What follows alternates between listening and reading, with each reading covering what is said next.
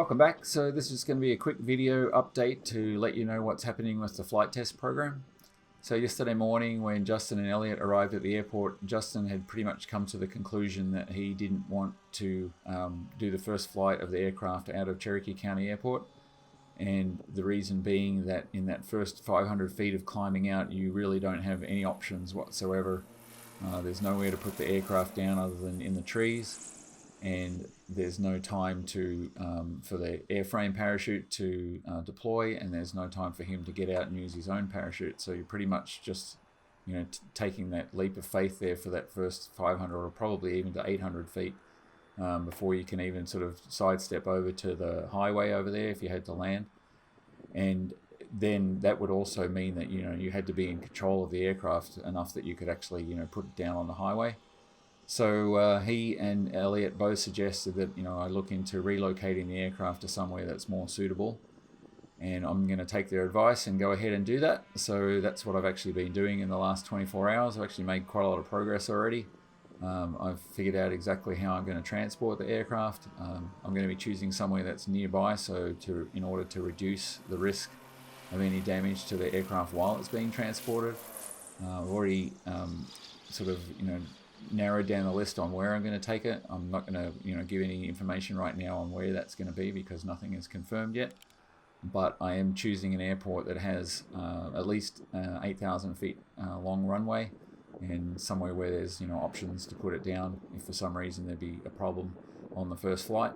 But with with the 8,000 foot runway, that's enough runway that you could actually bring the aircraft into ground effect and fly for about 3,000 feet before having to put it down again. And that's based upon the performance that I've seen with testing it out at Cherokee County, because I was able to get it off the ground and then put it down and stop in well under 5,000 feet. So if I had 8,000 feet, that means I could have had it in the air for 3,000. So anyway, that's the plan. I've got pretty much all figured out. I know everybody would have a zillion suggestions on how to do it and where to take it and all that sort of stuff, but I've already spent pretty much 12 solid hours of evaluating this and figuring it out.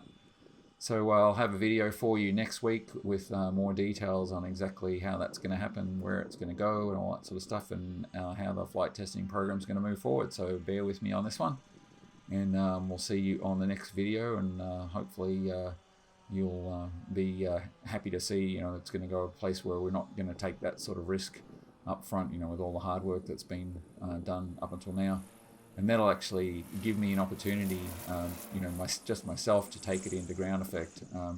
The thing about getting it off the ground the other day that still didn't answer too many questions was I only just brought the nose up, mains came up off the ground, nose came down, mains touched, nose touched, and then sort of moved along like that. Well, that doesn't prove that the aircraft is stable in pitch, and it also doesn't show me how much effort it takes on the stick to keep it in a stable pitch attitude.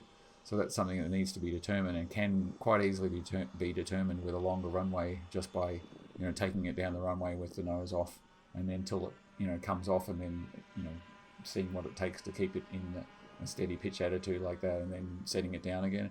And if it's stable in pitch, that's just checks off one more box of what could potentially go wrong on a full-on first flight. And then after that, probably obviously there's all kinds of things that could still go wrong, but I'm pretty confident about the performance of the engine and how what sort of power settings you can run it at for long enough to climb out where it's getting plenty of cool air as it's moving. But the last thing that remains is potentially a Dutch roll problem, and we did solve that on the model, but it doesn't always translate to the full scale thing, so it's something to be aware of. But that will show up probably as some sort of movement like that in any sort of ground effect testing. So anyway, moving to a larger, longer runway with more options is definitely a plus in this case. And it's not going to take me long to do it, and I don't think it's going to be that expensive now that I've researched it and figured it out. So anyway, looking for a new video next week with some more details, and I hope you all have a good weekend, and we'll see you on the next one. Cheers.